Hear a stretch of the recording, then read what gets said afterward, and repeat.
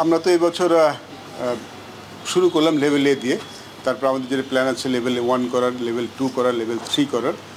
এই game education পার্টটা আমরা একটু জোর দিতে যাচ্ছি, সেটারই একটা প্রক্রিয়া শুরু হলো আর কি। তো এরপরে আমরা কন্টিনিউয়াস প্রসেস থাকবে আর কি। গত 2-3 বছর খুব একটা হয়নি, সেটা আবার চালু হলো। এবং আমাদের আসলে এই আমরা চাচ্ছি যে আমাদের যে কোচেসগুলি আছে তাদেরকে আরও ট্রেন আপ করতে। ডেফিনেটলি অনেকে ট্রেন আপ, বাট আমরা আরও কীভাবে অ্যাডভান্স করা যায় সেই প্রচেষ্টাটাই শুরু হলো। আমাদের হাতে অনেক কোচদের অ্যাপ্লিকেশন জমে গেছে, তো হয়তো আমাদের এমনও হতে পারে যে লেভেল 1 লেভেল 2টা হয়তো একবারে শেষ করতে পারবো না, বিকজ একটা সেমিনারে 30 জনের বেশি আমরা নিতে পারি না, তারপরে আসলে হয় না ব্যাপারটা। সেটা হয়তো আমাদের আরও এই বছরে তো আরও করতে হতে পারে, বাট উই জাস্ট স্টার্টেড, আমরা শুরু করলাম। লেভেলে কোর্স যেটা করছি বেসিক্যালি আপনি যদি দেখেন এখানে আমরা নাম দিয়েছি services and partners. Services partners বলতে আমাদের যারা সার্ভিস টিমগুলি আছে, যেমন army, navy, answer, police, air force, তারা এসছেন। আর পার্টনার্স আমাদের যারা আছেন বিভিন্ন পাবলিক ইউনিভার্সিটি, বিকেএসপি যারা আছেন, আমাদের যারা পার্টনার্স তারা এসছেন এখানে। তো সার্ভিস অ্যান্ড পার্টনার্স, বাট আমরা তাদেরকে দেখছি যে পার্টনার হিসেবে। আমরা ভাবছি তারা আমাদের পার্টনার, কারণ আমরা একটা জিনিস ফিল করছি যে ক্রিকেটটা আসলে ছড়িয়ে দিতে হলে ক্রিকেট তো শুধু খেলা না, ক্রিকেট এডুকেটেড হওয়া খুব ইম্পর্টেন্ট।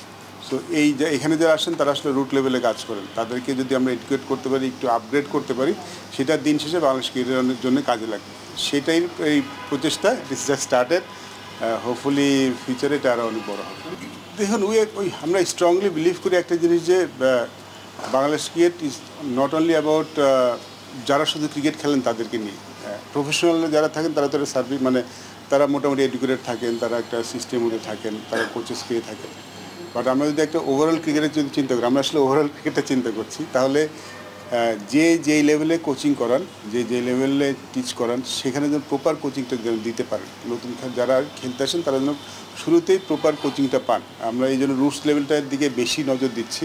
আমরা ডিস্ট্রিক্ট কোচেসদের আরও আপগ্রেড করার কাজ করছি। আমরা একটা রিফ্রেশার কোর্স করেছি, আর একটা কোর্স হবে সামনে, যেখানে আমাদের ন্যাশনাল কোচেসরা যাচ্ছেন, তাদের সাথে ক্লাস নিচ্ছেন।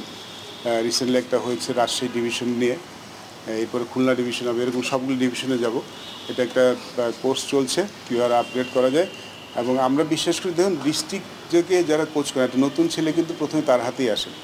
তো প্রথম শিক্ষাটা যেন ঠিক মতো পান, প্রথম শিক্ষাটা যে আমাদের যেই কালচারটা, সেটা যেন ক্রিকেট কালচার, সেটা ঠিক মতো শেখেন তারা খেলোয়াড়রা, সেই চেষ্টাটা আসলে শুরু করছে। আমরা রুট লেভেল নিয়ে অবশ্যই বেশি চিন্তা করছি, ডাজন্ট মিন যে আমরা টপ লেভেল চিন্তা করছি না। এই জন্য কিন্তু আমাদের লেভেল 2 হবে, লেভেল 3 হবে। টপ লেভেল নিয়েও কাজ হবে, বাট আমরা শুরুটা আসলে রুট লেভেলের দিকে একটু বেশি নজর দিতে চাই এখন এই সময়টাতে।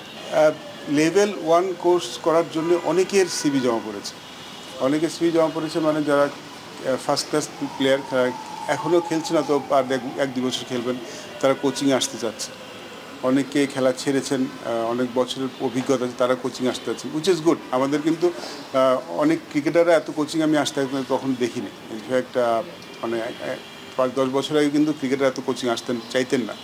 বাট এখন অনেকেই দেখতে পাচ্ছি যে যারা ফার্স্ট ক্লাস শেষ করে একটা ভালো ক্যারিয়ার শেষ করে কোচিং আসতে যাচ্ছেন, যেটা আমাদের ক্রিকেটের জন্য মনে হয় খুব ভালো। বিকজ যারা ক্রিকেট খেলেন তারা তো একটা ধাপ সবসময় এগিয়ে থাকেন, তারা ক্রিকেটের ফাইনাল পয়েন্টগুলি ভালো বোঝেন। তাদেরকে যদি আমরা কোচিংটাও যদি ট্রেন আপ করতে পারি, তাহলে কোচ হিসেবে এখান থেকে কেউ না কেউ নিশ্চয়ই অনেক ভালো করবেন।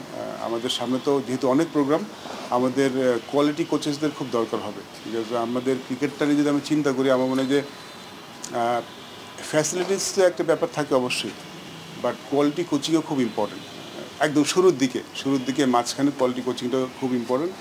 এটারই একটা প্রয়াস বলতে পারেন এইবারের সেমিনারটা, এবং সামনে এটা আরও বেশি করে হবে।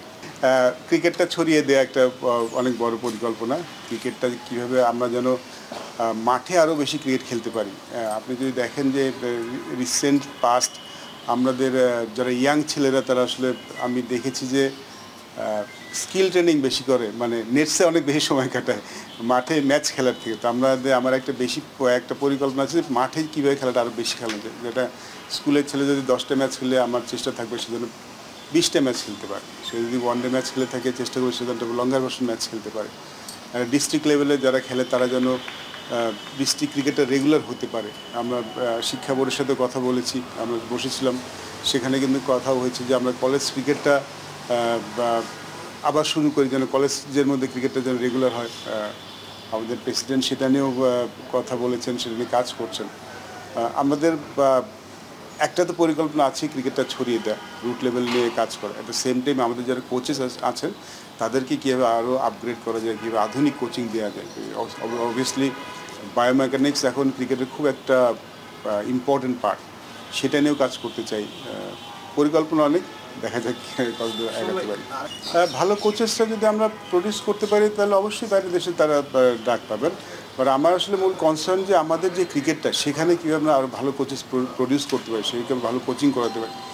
কারণ যেটা বললাম, cricket is not only about national পুলে যারা আছেন কিংবা টপ লেভেলে যারা আছেন। আমার মনে হয় একটা দেশের ক্রিকেট তখনই ভালো হয় যখন সব ক্রিকেটাররা ভালো ক্রিকেট খেলে।